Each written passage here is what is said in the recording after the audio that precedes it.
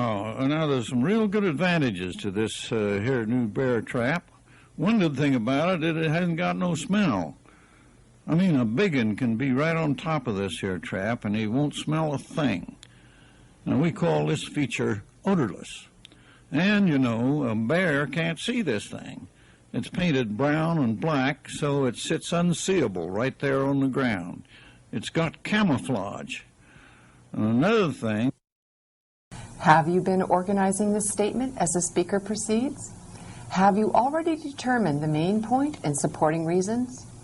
Have you been remembering the supporting reasons by the use of one or two key words? Listen now to the complete statement from the beginning.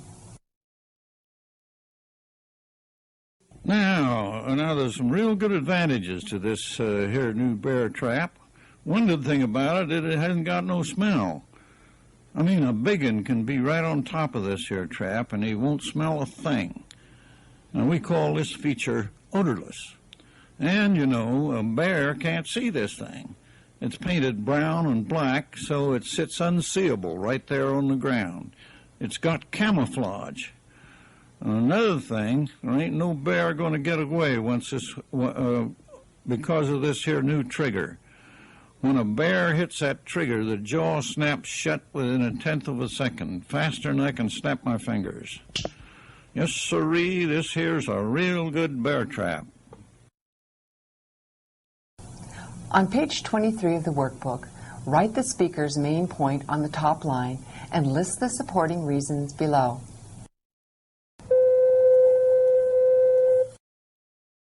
In the section you're about to hear, a sales manager of a company that produces children's educational games is talking to the manager of a bookstore. The game salesperson is trying to persuade the bookstore manager to sell their educational games. Here is the bookstore manager's response. Unless you can give me a really convincing answer to all the objections I can now see, I don't see how it would be worthwhile for us. We have a lot of dignity, and distributing these toys might make us less dignified. It's pretty obvious to you our salespeople don't know anything about the educational games market. We'd have to spend a lot of time setting them up. And besides, a lot of our folks live books. They love books. That's why they come to work for us. I doubt they'd go much for games. On page 24, list the bookstore manager's objections to selling the educational games.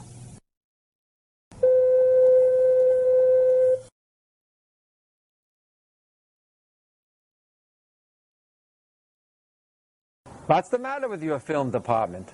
They sent me a 4th-generation copy of the Kellogg commercial, and we asked for no more than a 2nd-generation copy. Now, who's in charge of that department? Don't they know anything about this field? Is it getting kids fresh out of school who want to do something in film and they don't know anything? I hope this is the last time I'm going to have this kind of trouble with you. What is the essence of the complaint?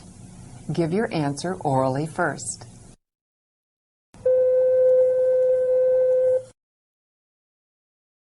As you know, effective listening often requires the ability to ignore background noise and other distractions. In some of the statements that will follow, you may need to concentrate on the speaker's voice and ignore the background noises, such as people talking, phones ringing, or the functioning of computers or other machinery.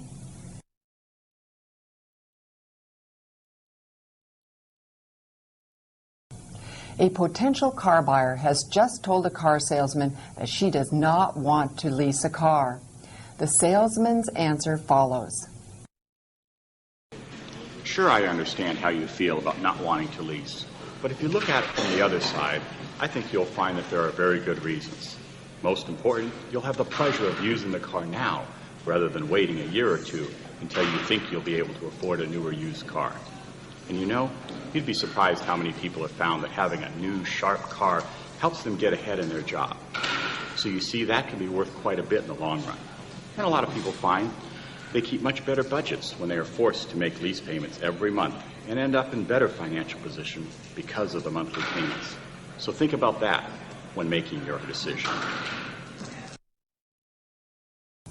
On page 26, list the car salesman's advantages to leasing a car.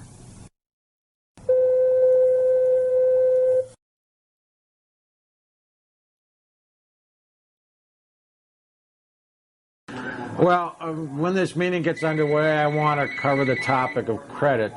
But advertising is something that's giving us a problem, and advertising is something we want to make sure we cover in great detail.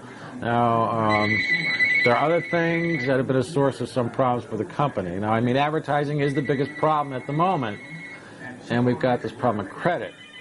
Now, we owe a lot of money for all those services we've been buying.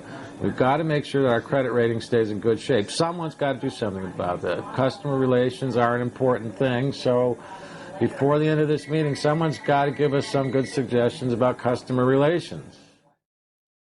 On page 27 of your workbook, list the topics to be covered in the meeting.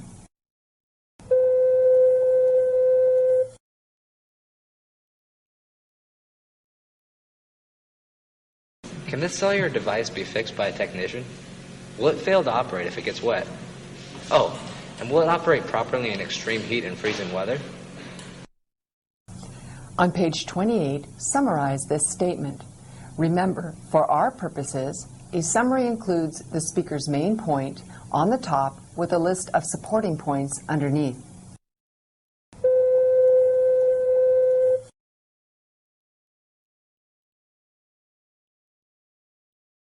Up to this point, this program has introduced several skills. One technique we have applied is to separate a statement into main point and supporting reasons to simplify note-taking.